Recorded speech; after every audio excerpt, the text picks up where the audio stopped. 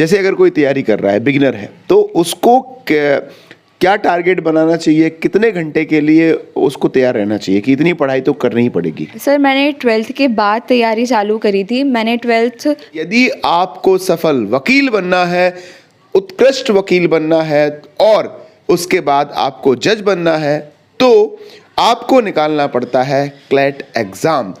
बड़े से बड़ा एग्ज़ाम होता है, ये राष्ट्रीय स्तर पर होता है, और यदि इस एग्ज़ाम को कोई पास कर लेता है तो कहा जाता है कि अब उसे सफल वकील बनने से कोई रोकेगा नहीं। और इसी तरह का बड़ा एग्ज़ाम निकाला है सोहागपुर की बिटिया अनुभा शुक्ला ने। अनुभा हमारे साथ है, सेंट पैट्रिक स्कूल से इन्होंने अपनी 12th तक की पढ़ाई की है। हम अनुभा से जानेंगे कि आखिर कैसे उन्होंने इस मुकाम को हासिल किया। सबसे पहले बहुत बहुत स्वागत है अनुभा आपका NVTV में। कब आपको लगा कि आपको वकील बनना है? Thank you sir. मुझे बेसिकली 9th क्लास में समझ में आने लगा था कि मुझे अच्छा वकील बनना है। मुझे लॉ इसलिए करना था क्योंकि मुझे जज में थोड़ा इंटरेस्ट था, जुडिशरी एग्ज़ाम में इंटरेस्ट था। लेकिन जैसे जैसे क्लासेस बढ़ती गई, मैं लॉ एज अ प्रोफेशन के बारे में और रिसर्च करती रही, तो मुझे रियलाइज़ हुआ कि जुडिशरी के अलावा भी बहुत सारे ऑप्शंस हैं। सिंस मेरे पापा और मम्मा दोनों लॉयर हैं, तो मेरा लॉ में थोड़ा सा इंटरेस्ट था ही, मतलब कह सकते हैं कि जेनेटिक्स भी था थोड़ा सा। बट मुझे लॉ एज अ प्रोफेशन काफ़ी इंटरेस्टिंग लगा और मेरी इंटरेस्ट से भी मैच हो रहा था। तो मैंने 9th 10th के अराउंड डिसाइड कर लिया था कि मुझे क्लैट क्लियर करना है और मुझे NLU से ही अपना लॉ करके आगे जाना है। अच्छा, 12th के बाद तैयारी तो आपने 12th से पहले से ही शुरू कर दी थी या 12th के बाद? सर मैंने 12th के बाद तैयारी चालू करी थी। मैंने 12th पिछले साल जून में 2022 जून में क्लियर करी थी और मैंने दिसंबर वाला फर्स्ट अटैम्प्ट दिया था क्लैट में जो हुआ था। बट अनफॉर्चुनेटली वो एग्ज़ाम भी टफ़ था और मेरी तैयारी भी थोड़ी कमी रह गई थी, तो मेरी उसमें 4900 समथिंग रैंक आई थी, मुझे एग्जैक्ट याद नहीं है। तो फिर उसमें मेरा सिलेक्शन नहीं हुआ था, तो मैं थोड़ा सा डिसअपॉइंटेड भी हो गई थी। तो फिर घर वालों ने और सभी ने कहा कि एक और अटेम्प्ट दे दो, क्योंकि अच्छा करना है तो करना है, वो एक रहता है कि नहीं यार अच्छे कॉलेज में पढ़ना है। तो मैंने फिर इस साल फिर से मेहनत करी, पूरी घर पर रहकर ऑनलाइन कोचिंग ली थी मैंने, पूरी तरीके से अपने आप को उस एग्ज़ाम के लिए समर्पित कर दिया और मैंने इस बार फिर से दिसंबर का एग्ज़ाम दिया था जिसमें मेरी 652 AIR आई है। अच्छा, तो अभी आपको कॉलेज कहाँ पर मिल सकता है? सर अभी तो मुझे टॉप 4 कॉलेजेस के चांसेस हैं, बेंगलोर, हैदराबाद, जोधपुर, गांधीनगर और भोपाल के भी तो हैं। मतलब मुझे टॉप 5 कॉलेजेस मिल रहे हैं आराम से। अच्छा, भोपाल का जो कॉलेज है वो सबसे अच्छा माना जाता है? सबसे अच्छे में आता है, सबसे अच्छा बेंगलोर है, बेंगलोर, हैदराबाद, दिल्ली वगैरह का। तो आपने फिर तो भोपाल सेलेक्ट कर लिया होगा? नहीं सर, हम लोगों की काउंसलिंग एग्ज़ाम से पहले ही फिल हो गई थी, तो मैंने ऊपर तो बेंगलोर वगैरह डाले थे। तो अब जो भगवान देते हैं वही होगा। अब तो रैंक के हिसाब से मुझे अच्छा मिल जाएगा। अच्छा, कितनी महीने की तैयारी आपने करी? एक बात यहाँ पर गौर करने वाली है कि ऑनलाइन कोचिंग करके, जो ऑनलाइन आप घर बैठे अपने माता पिता के साथ रह के सोहागपुर या ग्रामीण क्षेत्रों में रहते हैं तो मंजिल दूर नहीं है, आप ऑनलाइन भी तैयारी कर सकते हैं। और आपके सामने ये अनुभव है जिन्होंने ऑनलाइन तैयारी करी। कितने महीने की तैयारी करी? सर इसी साल की पता नहीं, लास्ट टाइम की। ऑल ओवर आपकी पूरी जो तैयारी है? सर ऑल ओवर 10 से 11 महीने की थी। मैंने पिछले बार पहला अटेम्प्ट के बाद थोड़ा सा ब्रेक लिया था पढ़ाई और उस सब से, तो अगर वो हटा दे तो 12 से 13 महीने की तैयारी थी मेरी पूरी। अच्छा, कितना सपोर्ट मिला आपके टीचर्स का और आपके परिवार का? सर फैमिली का तो पूरा 100% सपोर्ट रहा। उन लोगों में से कि हमारे घर से किसी ने भी अभी तक ये एग्ज़ाम नहीं दिया था, तो उन लोगों को एग्ज़ाम का तो आइडिया नहीं था, बट उन्होंने समय समय पे मेरा बहुत साथ दिया। मुझे मोरल सपोर्ट जो मिला है और जो एटमॉस्फेयर मिला है जिसके कारण आज मेरी इतनी अच्छी रैंक आई है, मैं अपना अच्छा 100% दे पाई हूँ एग्ज़ाम में, वो मेरे फैमिली वालों के सपोर्ट के कारण ही हुआ है। और मेरी तो इच्छा नहीं थी फिर से एग्ज़ाम देने की, फिर से अटैम्प्ट देने की, बट उन्हीं लोगों ने, स्पेशली मेरी बहन, बड़ी दीदी हैं, उन्होंने बोला कि नहीं तुम्हें अच्छा कॉलेज डिज़र्व करती हो तुम, तो तुम फिर से तैयारी करो, तुम क्रैक कर लोगी इस बार। तो उन्हीं लोगों का साथ था। और मैं जो कोचिंग में एनरोल्ड थी, मानव सर थे उसके, उनका भी बहुत सपोर्ट रहा है। अच्छा, उन्होंने ऑनलाइन रहकर भी, मतलब उन्होंने उनका 100% सपोर्ट दिया है हम लोगों को। अच्छा, 11 महीने की आपने तैयारी करी, 1 साल हम मान सकते हैं, कितने घंटे की पढ़ाई होती थी? सर शुरुआत में तो क्लासेस मिलाकर 7 से 8 घंटे की होती थी, बट आखिरी में वो 15 से 16 भी गई है, क्योंकि चीज़ें समझ आने लगती तो आपको रहता है कि नहीं कर लेना चाहिए। तो मिनिमम 11 एवरेज 11 से 12 घंटे रहती थी दिन की पढ़ाई मेरी। अच्छा, जो तैयारी कर रहे हैं, जो मैदान में उतर रहे हैं, आपने तो 9 से बना लिया था मन, फिर भी आपकी असली तैयारी 12th के बाद ही हुई। अच्छा, कितना % बना आपका 12th में? मेरा 94.2 बना था। अच्छा, तो आपने उस टाइम भी टॉप किया होगा? जी। अच्छा, तो जैसे अगर कोई तैयारी कर रहा है, बिगिनर है, तो उसको क्या टारगेट बनाना चाहिए, कितने घंटे के लिए उसको तैयार रहना चाहिए कि इतनी पढ़ाई तो करनी ही पड़ेगी? सर बेसिकली हमारे जो क्लैट एज एन एग्ज़ाम है, उसका बेस्ट और वर्स्ट थिंग यही है कि वो स्किल बेस्ड एग्ज़ाम है, तो इसका कोई पर्टिकुलर सिलेबस नहीं है। इसमें कुछ स्किल्स रिक्वायर्ड होते हैं जो हमें प्रैक्टिस के साथ अच्छे से नरिश करना पड़ता है। जिससे होता है रीडिंग, आपको हाईली रीड करना पड़ता है विद कंसंट्रेशन। मतलब हमारे एग्ज़ाम का पैटर्न होता है कि you are given a passage in which you are given 5 question, so you have to solve all 5 of them within time limit. तो इसलिए एग्ज़ाम टफ होता है, क्योंकि आपको प्रेशर में रहकर पैसेज रीड करना, उसे समझना, मेन आइडिया, इन्फेरेंसेस, ये सब निकालते हुए क्वेश्चंस सॉल्व करते जाना है। और ये प्रैक्टिस के साथ हो जाता है। तो आई वुड एडवाइस कि आप न्यूज़पेपर्स बहुत इंपॉर्टेंट, हम लोगों को द हिंदू और द इंडियन एक्सप्रेस के एडिटोरियल पार्ट तो स्पेशल होता है। तो अगर आप बिगनर हैं तो आई वुड एडवाइस कि न्यूज़पेपर रीडिंग बहुत इंपॉर्टेंट है। न्यूज़पेपर आपको मैथ्स के अलावा बाकी सब में हेल्प करेगा। तो ये न्यूज़पेपर आप पढ़ने की तैयारी करते हैं तो जीके तो आपका स्ट्रांग होता ही है, साथ ही साथ ना सिर्फ क्लैट के एग्ज़ाम, दूसरे जो सिविल के एग्ज़ाम्स है उसमें भी आपकी ये स्किल काम आती है कि किस तरह का ये पेपर होता है और कितने कॉलेजेस होते हैं। All about CLAT. क्लैट का full form common law aptitude test होता है, common law admission test. Okay, कितने कॉलेजेस हैं इसके और कैसा पेपर होता है, थोड़ा डिटेल में आप बताएं।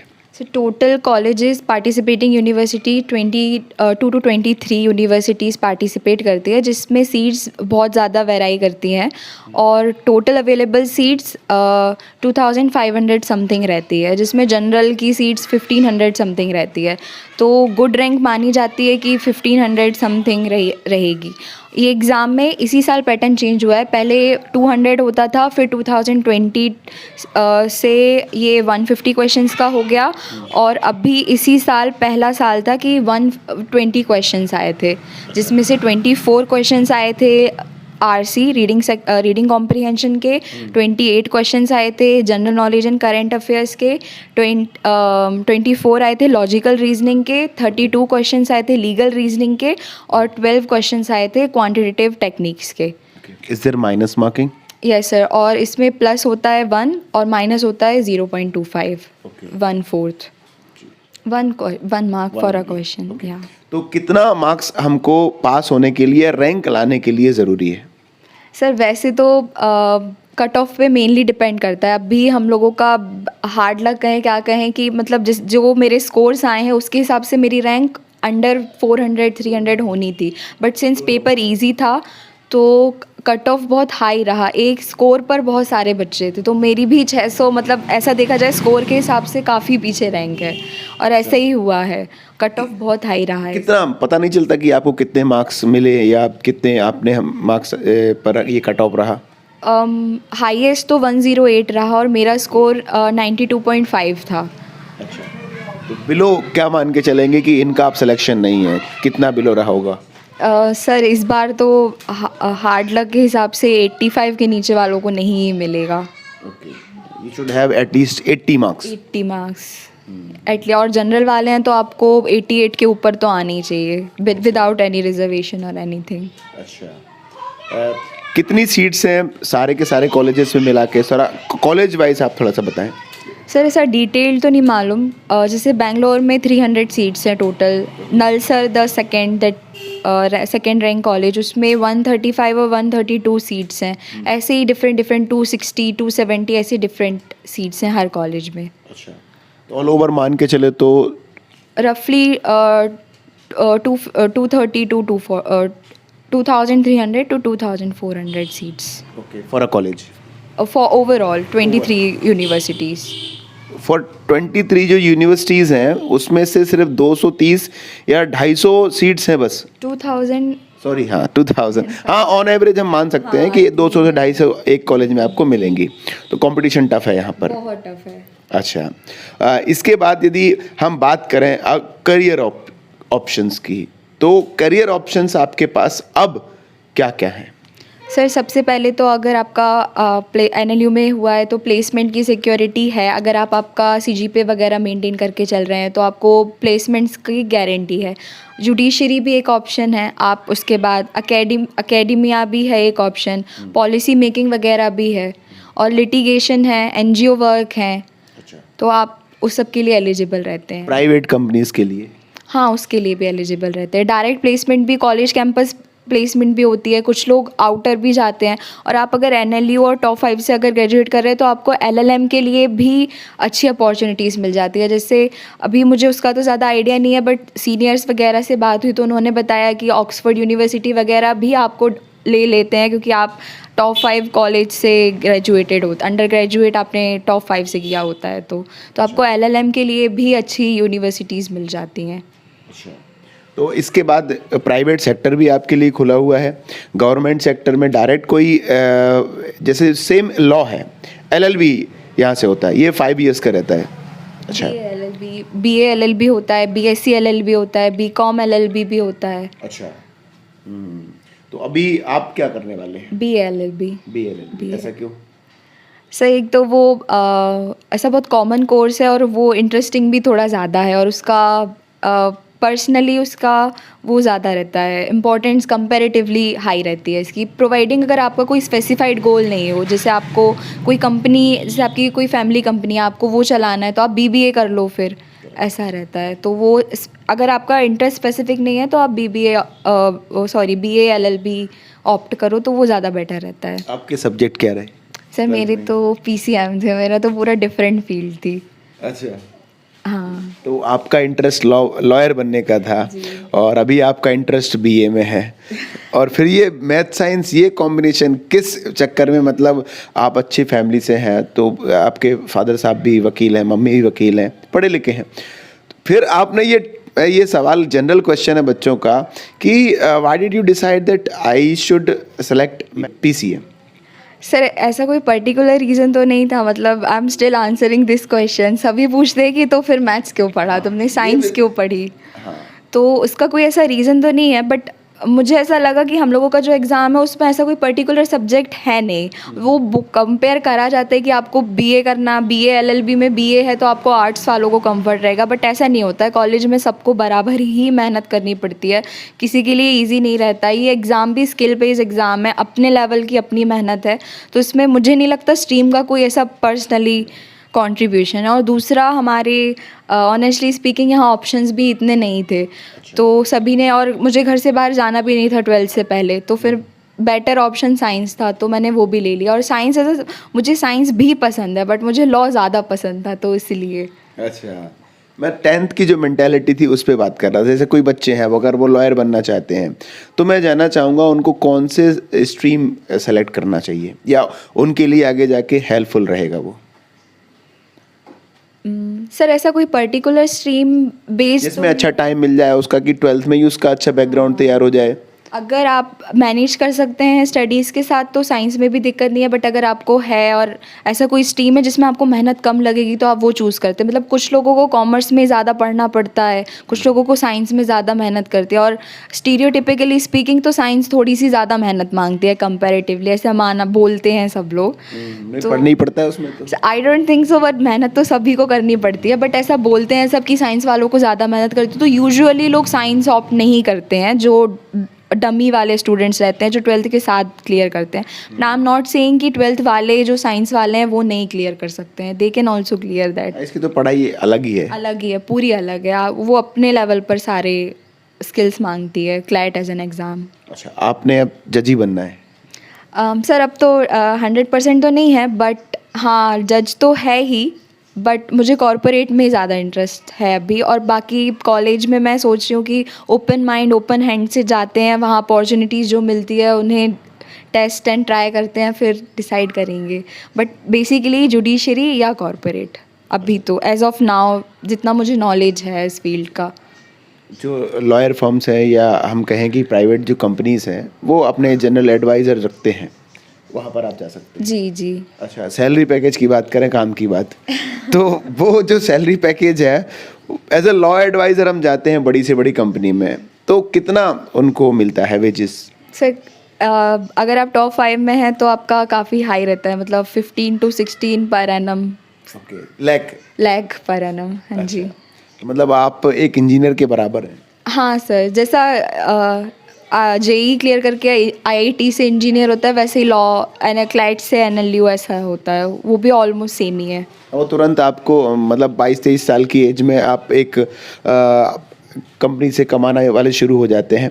और यदि आपको गवर्नमेंट पेमेंट फील्ड करना है तो you have to come for the practice, and जो आपका अलग फर्म है वो वहाँ पे आपको मेहनत करनी पड़ेगी। ओके, अब आपका टारगेट जुडिशरी है, जुडिशरी के लिए क्या तैयारी करनी पड़ती है? सर उसका तो भी पर्सनली मुझे ज़्यादा नॉलेज नहीं है। हम लोगों को एडवाइस करते हैं कि 3rd ईयर तक अभी कॉलेज अपॉर्चुनिटीज़ एक्सप्लोर करो, फिर 4th ईयर से आप लोग डिसाइड करो, क्योंकि 4th ईयर में ऐसा होने लगता है कि ऑब्वियसली 2 साल बचे होते हैं आपकी ग्रेजुएशन कंप्लीट होने में, तो आप अपना वो डिसाइड कर सकते हैं कि आपको कहाँ जाना है। तो अभी एज ऑफ नाउ मुझे जुडिशरी का उतना आइडिया तो नहीं है, बट लेकिन आपका टारगेट जज बनना है। जज और या तो कॉरपोरेट, 2 हैं। अच्छा, फिर भी 2 हैं अभी। जी जी। प्रेफर किसको करोगे आप? पहले कॉर्पोरेट में जाएंगे और फिर कुछ दिन एक्सपीरियंस लेंगे, हाँ भाई ज़्यादा दिक्कत तो नहीं है, लोड तो नहीं है, एंजॉय कर और उसके बाद फिर छोड़ के फिर से तैयारी करनी पड़ेगी, लेकिन फिर तो हाँ सर वो तो करनी है उसकी भी। क्योंकि अनुभव तो बहुत मेहनती है। हाँ थैंक यू सर। अच्छा, अब ये कुछ पर्सनली सवाल भी हैं, क्या हॉबीज़ हैं आपकी? सर अभी पहले तो रीडिंग नहीं थी, बट अब since CLAT reading extensive exam है तो अब रीडिंग हॉबी है मेरी। मुझे बुक्स रीड करना काफ़ी इंटरेस्टिंग लगता है, सॉन्ग्स सुनना, डांस करना, ये सब इंटरेस्टिंग लगता है। सोशल मीडिया पे है अनुभव? हाँ सर थी मैं, बट मुझे मेरी प्रायोरिटीज़ पता थी कि मुझे क्या ज़रूरी है उस टाइम पे। तो मतलब आयरनी यही हुई कि यूजुअली लोग सोशल मीडिया से हटते हैं और मैंने इसी साल अपना इंस्टा अकाउंट बनाया था। अच्छा, तो वो थोड़ा सा एक टफ। बचना चाहिए और उसके साथ हिम्मत करना चाहिए। सर अगर आप में सेल्फ कंट्रोल है और आपको आपके टास्क को प्रायोरिटाइज करना आता है, तो आई वुड से कि ये सारी चीज़ें तो एक्सटर्नल है। आपको अगर आपकी प्रायोरिटीज़ क्लियर हैं कि भाई मुझे एक एग्ज़ाम है जिसके लिए मैंने दूसरा अटेम्प्ट दे रही हूँ मैं, तो मुझे वही करना इम्पॉर्टेंट है। तो मैंने सर अपने एग्ज़ाम को बार बार प्रायोरिटाइज़ करा है, इसलिए आज मुझे उसका रिजल्ट दिख रहा है। हालांकि लेकिन कंट्रोलिंग नहीं था, इसलिए अकाउंट नहीं थे पहले। सर मीन्स मतलब कि अभी आपने कहा कि आपका कंट्रोल है, तो अनुभा ने उस पर अपना अकाउंट नहीं बनाया, कहने का मतलब कहीं ना कहीं ये डर था कि मैं इन्फ्लुएंस हो जाऊंगी। हाँ सर था, मतलब मुझे ऐसा लगा था कि 12th के पहले एज अ टेंडर एज होती है, और since I was in school तो वहाँ पर मैंने यूजुअली लोगों को आसपास देख रखा था कि भाई अफेक्टेड थे लोग। तो ऐसा होता नहीं कि मुझे किसी चीज़ से बचना है तो पहली बार ही बचो। तो अगर तुम्हें लग रहा है कि you are not mature enough to tackle that, तो उससे दूर ही रहो। तो भैया अगर आप तैयारी कर रहे हैं तो बिल्कुल दूर रहें, वो अच्छा है, क्योंकि ये बहुत दिमागदार होती हैं कंपनीज, कब आपको अट्रैक्ट कर लें और कब अपने आप में आपको एंगेज कर लें आपको पता भी नहीं चलेगा। अच्छा, हॉबीज़ आपकी न्यूज़पेपर रीडिंग है, क्या क्या पढ़ते हैं आप? नॉवेल्स, फिक्शन, नॉन फिक्शन दोनों। अच्छा, novels, specially novels. As a girl, चूँकि आप यहाँ पे ग्रामीण क्षेत्र से हैं, रूरल एरियाज़ हैं, और यहाँ पर गर्ल्स को लेकर इतने ज़्यादा करियर ओरिएंटेड देखा नहीं जाता, पेरेंट्स का सपोर्ट नहीं मिल पाता, आपको तो भरपूर मिला।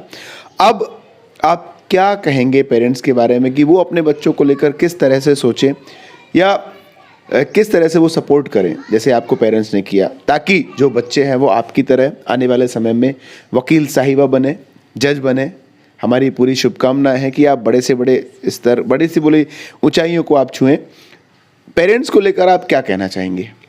Sir I would request parents कि आप आपके बच्चे को जो इंटरेस्ट है उसे वो करने दीजिए मेनली, क्योंकि स्ट्रगल तो हर ही फील्ड में है, but in the field that we are happy while struggling also. Like मेहनत तो सभी जगह करनी है, बट आपका बच्चा जहाँ पे स्ट्रगल करने को तैयार है तो आपको उसको पूरा सपोर्ट करना चाहिए, प्रोवाइडिंग अगर वो सही चीज़ है कि नहीं।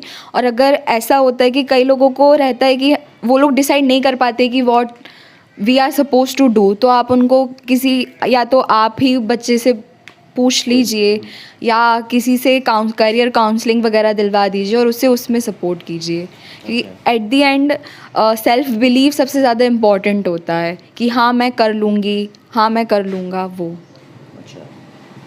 तो निश्चित तौर पर आप देख सकते हैं अनुभा हमारे साथ हैं जिन्होंने क्लैट एग्ज़ाम निकाला हुआ है और बड़ी अच्छी रैंक भी लगी है। सबसे ख़ास बात अनुभा से बात करके हमें ये पता चला है कि यदि आप क्लैट का एग्ज़ाम क्वालिफाई करना चाहते हैं तो आपको एक मेहनती योद्धा बनना पड़ेगा। सोशल मीडिया से आप जितना दूर रहें अच्छा है। अच्छी बात है, ज़माना तकनीक का है और ये प्रूव भी कर दिया है अनुभा ने कि आप कोई भी बड़ा एग्ज़ाम निकालने की सोच रहे हैं तो आप घर बैठे ही अपने पेरेंट्स के साथ रह के ही आप तैयारी कर सकते हैं और सफल भी हो सकते हैं। आपके भी सामने उदाहरण अनुभा है। पेरेंट्स जो हैं वो बच्चों को सपोर्ट नहीं करते हैं तो आपको बच्चों को रिलैक्स रखना है। जो बच्चे हैं 8-9 तक उन्हें कुछ पता नहीं होता है, तो आप देखें कि अनुभा ने अपना जो इंटरेस्ट है वो पता किया और उस तरफ उन्होंने अपने कदम बढ़ाए। जैसे जैसे आगे बढ़ी, जैसे जैसे मौका मिला उन्होंने वहाँ पर काम किया और आपके सामने आज है। तो क्लैट बड़ा जो एग्ज़ाम है कोई बड़ा नहीं है, बशर्ते कि आप उतनी मेहनत करते हैं, पेरेंट्स सपोर्ट करें, बच्चे मेहनत करें। दुनिया बदल रही है, आप भी सोच बदलें और आने वाले समय में एक अच्छा वकील बने, एक अच्छे जज बने। आप देख रहे हैं NV TV। नमस्कार।